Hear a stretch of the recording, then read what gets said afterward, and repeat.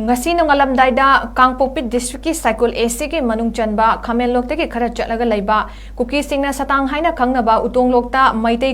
khungakpa volunteer singa kuki militant singa akan mamongda nongmai kapnabada yamdrabada kuki militant mari sikre kaya amana asok apan nangkre asiba masing hengalakpa yari makoina leiramba bunker mari khungakpa volunteer singna kudum chanki haide kamna baduda maitei khungakpa volunteer ama maida nongmai maruna khet kibadegi soktuna Indian Red Cross Society IRCS Manipur State Branch ki Chairman Narendra Ningombana luchingba team amana IRCS ki ambulance da nungsumdagi puraklaga Rims Hospital da laikanakre ngasi ki kamna badu nongalamdai mamringaida satang area gi utonglokta thokibani bom yauna kamna badu da kuki militant sing mari tukiba volunteer sing na uki adubu hena siramba yai haina thajanari kuki sing na mic ta makoi gi mi yamna sire haina lawba volunteer sing na taraki haina kamna badu da yaukiba volunteer amaga miyoy amaga mobile phone da wari sanabagi audio clip amana haire kuki khulai paiba singi maikai digi misi mina yaubagi pau tabaga masing yamlaba kuki singi bunker leiriba mafam adu tamna gari kiyada changsilakpadagi volunteer sing kudakta mafam adu dagi handoraki haire amaromda kamna badu da sokiba atopa volunteer ani siramba yare haina thajanaruga kamna bada yauba volunteer kharana puthorakle makoi hospital da laikanana ba pukre haire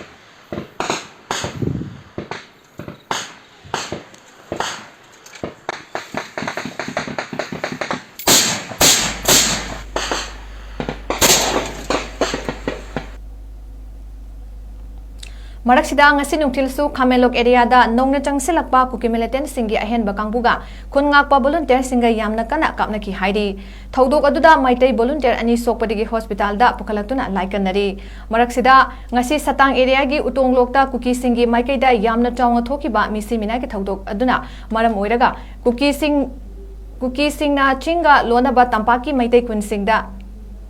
attack tawduna laman khumna ba insin bagi paujel kuki singi marakta sandokpa social media da thengare aduna chinga nakana leiba maitei gi kun singda leiba miyam mitna singna leinaba amadi maitei kun singbu ngakliba security force sing checksin na leinaba paujel pibagi audio recording ama yamna kanna hairakle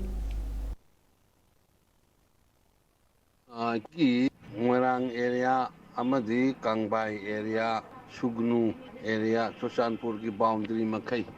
som sing sagang digin singba adigi nan hakta ki dom area na singba mayam si amuta check tawbiu kuki sing hujik si moi lan mi sing noin sintok na khre moi koi information thange check tawra moi su kum thara kan da mai tei marakta lan tani hairi aduna yam kan check ama changi masi sinau singna amta mit na kong singdana security chungai re arambai khangde village ngakpi khangde masi amta phajan amta check amta muna tawbiu moi su tawgadori maramdi Mate kulak sanga moi hat kani hai no moi su yam kanna sem saba moi gi phaw moi gi fighter sing lanmi sing moi kumdharang na sem sare hai ba pau phange amta mit na kong sing na amta mayam da che kanna to hon biro koi gi bharam tare sing